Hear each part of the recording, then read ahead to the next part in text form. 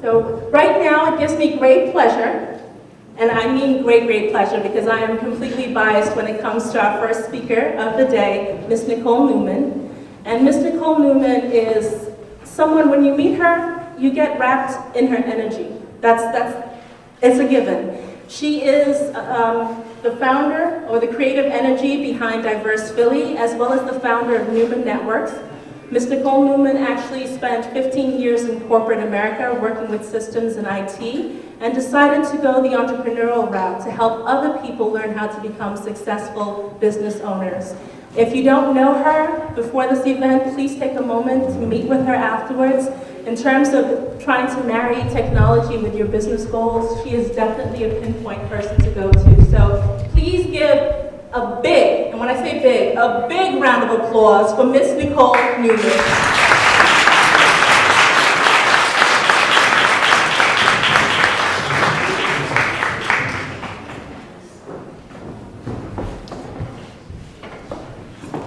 Thank you so much for that introduction. I love being here. I love seeing the energy. People say that I give off energy, but it's actually the people in the room, the Florcies, the vets, the Senas, the Avas, it's the familiar faces that give me energy. And it's the fact that I did my 6-mile run this morning from Jamal and Health, Wealth, and Wellness Week. I just want to make sure I acknowledge him and give him a round of applause for making sure that health is a focus in our community. So I really didn't know what I wanted to talk about today, and then I got inspired with the idea of talking about really, who am I? A lot of people know me as a networker, somebody who's constantly out in the community, but who am I is three different entities. There's the professional who am I, there's a professional person who is from Philadelphia, went to Masterman, went to the High School of Engineering and Science, graduated magna cum laude from Temple University, and went on to get my MBA from the University of Maryland.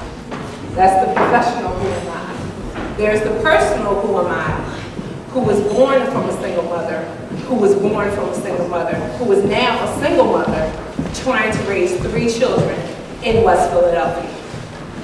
Then there's the spiritual who am I. I'm a child of God, and God told me and told all of us that our objective is to become a better person. And so how we do that is through reading.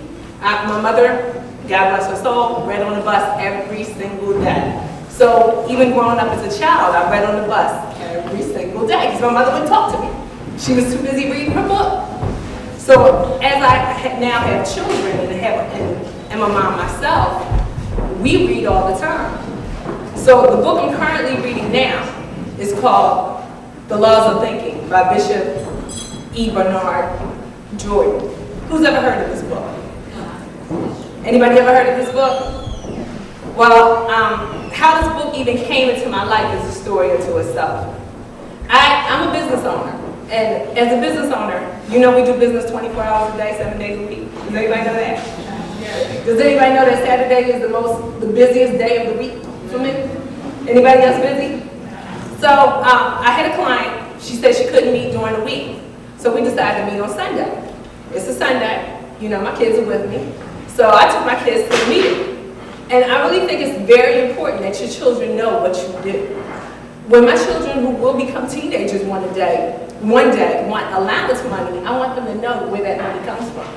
A check didn't drop in the mail and give us this money. Somebody had to go out and earn it. So I take my kids with me. If you knew me, I take my kids with me as much as possible. The street, because they have free Wi-Fi. I look for places that have internet access. So we left the Chili's and we went to the bookstore. And kids run in the bookstore, they go to the children's section. They're very happy in the children's section. I'm a value shopper. I went to the bargain books. So I'm perusing the books, and then The Laws of Thinking actually jumped out at me. It had a picture of an African-American man, young man, looking up at the sky. He was reading the book. He was thinking. And I was very interested in that because I think that as we become older, we stop thinking. We get so caught up in the day-to-day and just going through life that when